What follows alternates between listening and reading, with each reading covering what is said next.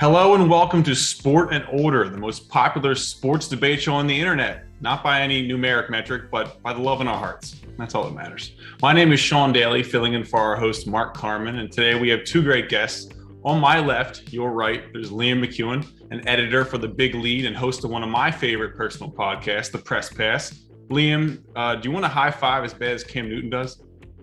Yes, I do constantly. I often follow people around the office when we were in the office looking for a similar high five to what Cam Newton was doing. But I respect Mac Jones not giving it to him. Competition's competition.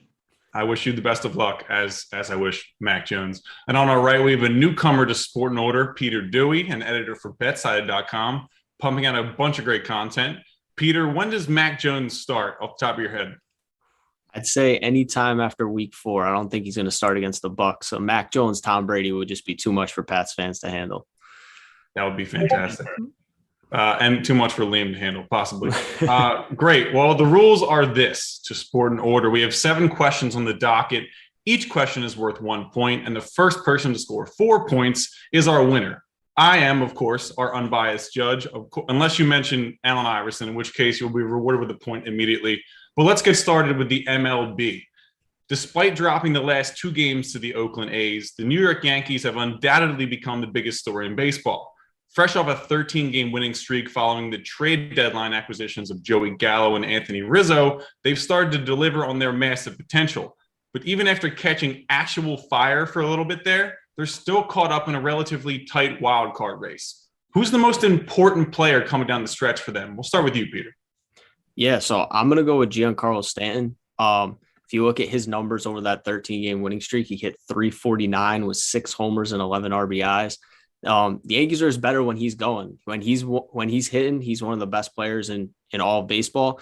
And he gives Aaron Judge some protection in that lineup. Obviously, Gallo and Rizzo were huge additions for them, but you look at the playoffs last year, Stanton was the driving force to even get the Yankees to a Game 5 against the Rays. So if he keeps hitting like this, they're going to be really scary down the stretch. I agree, and that is my dog making a mid-show appearance. I will say that power always plays well. Liam, what do you think? I mean, all right, listen, I'm going to go at this from a slightly different angle. The most important player coming down the stretch is none other than Aroldis Chapman. And here's why. Having a high-power leverage reliever, closer even, during this important stretch will be crucial. Chapman was the best closer in baseball for that first month and a half of the season. He completely fell apart recently. Everybody knows this. You know who doesn't seem to know that? Aaron Boone. Aaron Boone's going to keep going back to this guy. If you want to talk about somebody the Yankees need to be good in this last month and a half of the season, it has to be Aroldis Chapman. I agree, and I think the bullpen is so important, especially when, like you said, they're not going to go anywhere else at this point. I have to give the point to Liam here, just because I feel like every time I look at box scores, Stanton's never in it. I feel like that guy isn't reliable just to stay healthy. But moving on, it's not going as well for the other team in the Big Apple. Since dropping out of first place in the NL East, the Mets' deadline acquisition of BAEZ is kind of blown up in their face. He's hitting 207 in New York, and according to him, the fans aren't helping. After a win over the Nationals Sunday, Baez gave a thumbs down to his home crowd, explaining afterwards that, and I quote, "It just feels bad when I strike out and get booed. It doesn't really get to me." Yeah, all right. But I want to let them know that when we're successful, we're going to do the same thing to let them know how it feels. Mets president Sandy Alderson has since called the gesture and comments totally unacceptable. Are we siding with the fans or with the players here, gentlemen? Liam, I'll start with you. I am siding with nobody, Sean. This is ridiculous. It's been ridiculous, and now it's even more ridiculous with 24 hours in hindsight. It's ridiculous the fans have their feelings hurt when players are getting mad about getting booed at home, and it's ridiculous the players are getting mad about getting booed at home, especially considering how horrific they've played. And then it is even more ridiculous that the president of the New York Mets felt so strongly about this, he needed to put out a statement.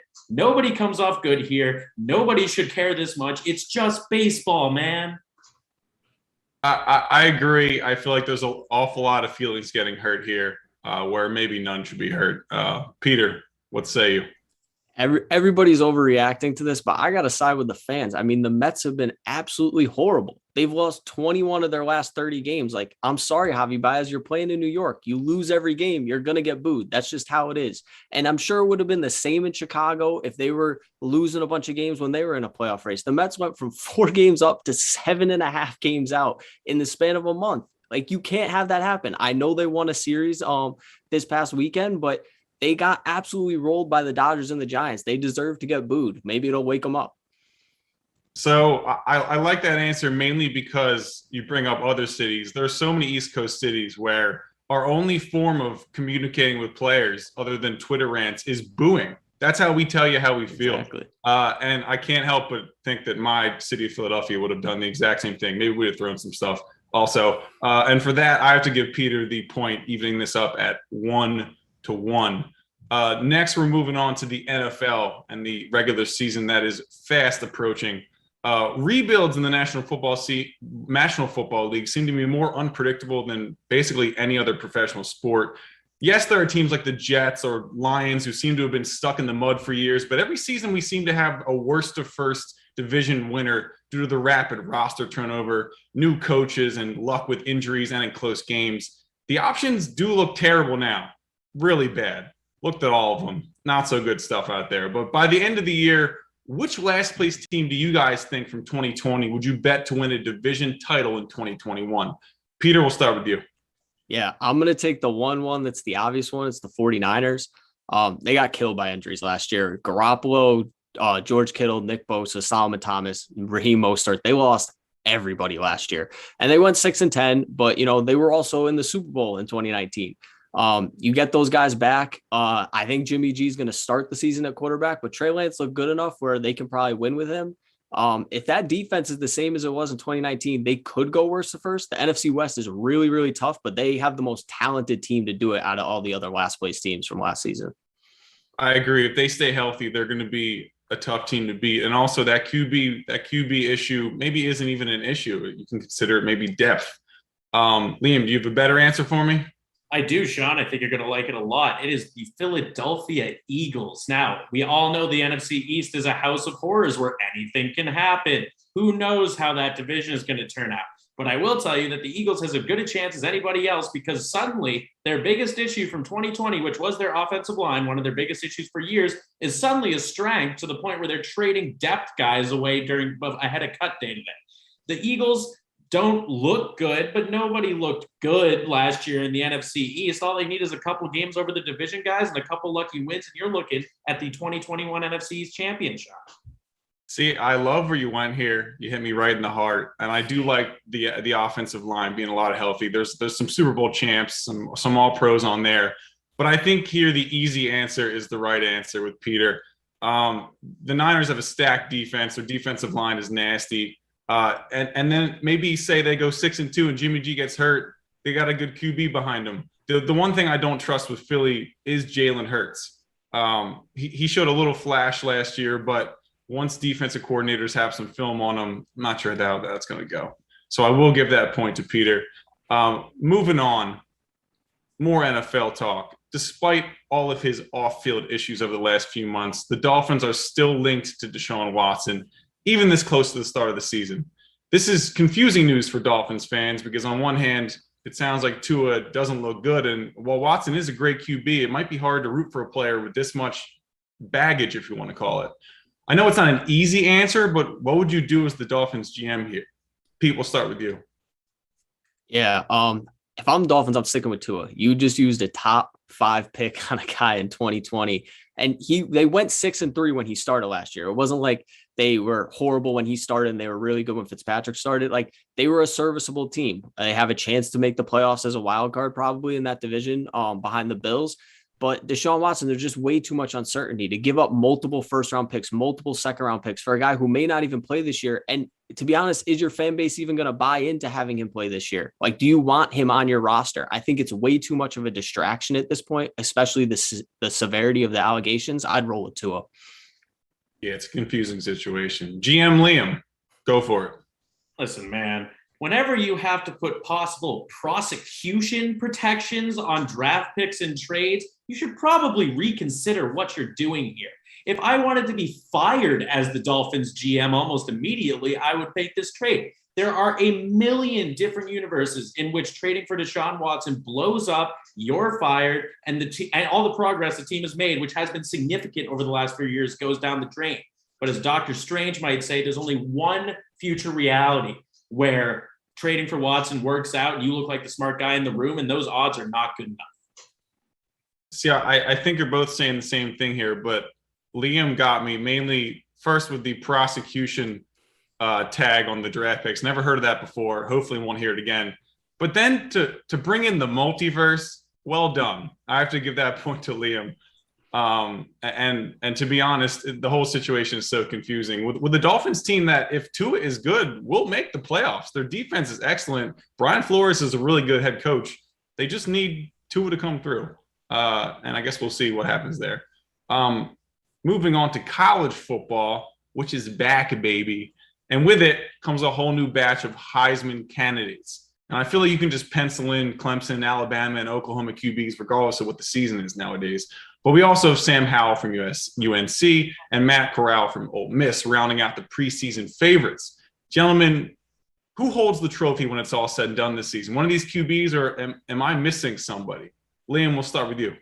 I'm going to go ahead and side with my guy, Robert Griffin III, who made his TV analysis debut this weekend. You know what he picked? He picked Matt Corral of Ole Miss. Now, I am not a huge believer in Ole Miss, the program, but I am a believer in this kid. He was a huge playmaker in 2020, had 29 touchdowns. He did have 14 interceptions, but you take away a couple of those unlucky breaks, and then you add another year of experience. We're talking 30-plus TDs with single-digit interceptions. If you're going to look for an underdog, this is the guy. Interesting. Siding with RG3. Pete, who's your source? I am going to go with my own source, which is myself, and I'm going to take Sam Howell. I think Sam Howell, he had 68 touchdowns and 14 interceptions his first 2 years at North Carolina. The big thing for him is going to be, can North Carolina win enough games? But if they do win enough games and they stay in contention with Clemson in the ACC, I don't see why he doesn't win it. I think he has the resume of above other guys that are younger first year, between, the CJ Strouds of the world, the Bryce Youngs of the world. I really think Sam Howell has the resume where he should have been a candidate last year, and I think he will be again this year. See, it's tough because like you said, I don't know if either of these teams is going to have enough wins when it comes down to it to maybe get this. But because you brought it up, Pete, I'll give the point to you. I don't think it's going to be either of these guys. That kid Spencer Rattler is a talent, man. I think they're going to lose one game, but he's going to get it again, continuing the trend. But I digress. Pete, the point goes to you. Sunday night. Well, first off, Sunday night, we saw another Jake Paul boxing match, this time against MMA fighter Tyron Woodley, which ended up going the distance, 8 rounds to be specific, with Jake Paul winning by split decision. But the more interesting development from what this seems to be that people will watch anybody fight, celebrity fights, MMA versus Disney Channel, TikTok versus rappers, doesn't matter.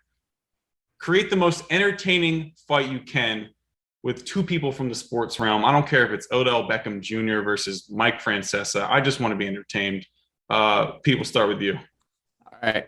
I'm going to go with the greatest sports debate of all time, LeBron versus Jordan.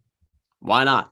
It would wash. LeBron would probably beat Michael Jordan because he's in way better shape and he's 20 years younger. But how fun would it be to watch every single sports pundit debate who's a better boxer, LeBron James or Michael Jordan? We get the basketball debate all the time. That's been used over and over and over again. But boxing, come on. I would love to see Michael Jordan. Give me a last dance on Michael Jordan preparing to box LeBron all day. Interesting. I'm sure Shannon Sharp and Skip Bayless would enjoy that as well. Liam, you got anything more entertaining for me? I do, but to first briefly address Peter's point, anybody who wants more LeBron versus Jordan discussion in NBA discussion circles is crazy. No offense, Peter. Now, for me, there's only one true answer to who in the entire sports world we would rather have fight each other right now. And it is obviously Brooks Koepka versus Bryson DeChambeau. Tell me right now that that wouldn't be the highest pay-per-view boxing fight in history if they announced it tomorrow. They are golf's best beef. They are the most entertaining online beef. Let's bring it to the ring. Let's see what these guys got. And you know they're both showmen, so the fun would be through the roof. You know, watching two golfers fight each other on paper doesn't sound too great to me, but just knowing the pettiness and the beef that's going back and forth between these two guys would be fantastic. I also don't know if Koepka's knees would hold up. There's a whole health element. DeChambeau seems like a nerd. I don't know how well they can fight usually. But just pure entertainment, I have to give this one to Liam. Tying this up at 3-3. And also, I mean, maybe the best ratings the Golf Channel would ever see. Absolutely. 3-3, the question to end this round. The preseason is over. Finally, we can get to some regular season football once this new off week concludes. Right now, I want you to both pretend you're filling in for the other side of the first take desk across from Stephen A, as is the new format. Give me your off-the-wall, hottest take going into the 2021 NFL season, something that will divide the room on any platform or in any bar you walk into this season. Liam, what do you got for me? All right, Peter, you're going to be my Max Kellerman here. Moment of silence for his spot on first take. Andy Dalton will lead the Chicago Bears to a playoff spot in the year 2021. Andy Dalton has taken a lot of heat. Much of it is justified. He was terrible last year. He was forgettable with the Bengals in his final few seasons. But the last time he was on a halfway decent team, which was admittedly 6 years ago, he played pretty well. 3,000 yards, 25 TDs, 7 picks. That's all this Bears team needs to squeak into the playoffs at 10-7 or 9-8. These new records are going to keep screwing me up. He won't shut up Justin Fields. He won't shut up those supporters, but he will hold them off just long enough to earn a wild card.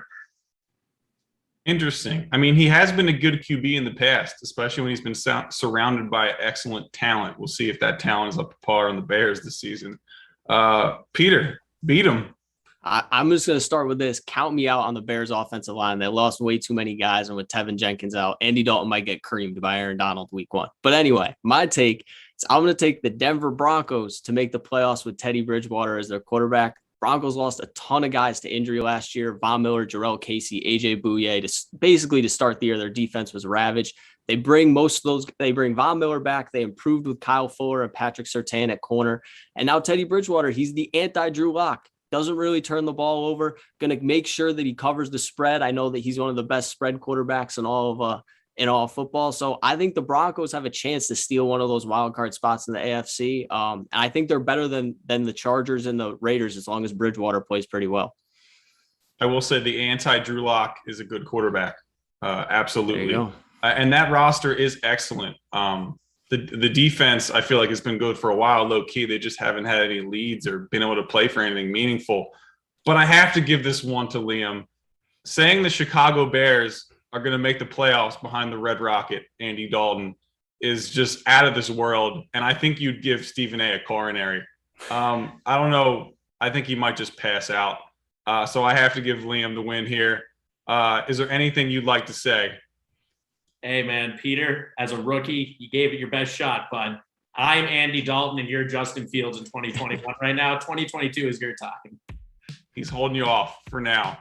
Well, thank you both for playing. Thank you both for playing, and thank you all out there for tuning into this episode of Sport and Order. We'll be returning next week with normal host Mark Carman and another episode full of heated debates. Until then, have a great Monday. Happy football season. And will one of you out there, for the love of God, knock out Jake Paul? Cheers.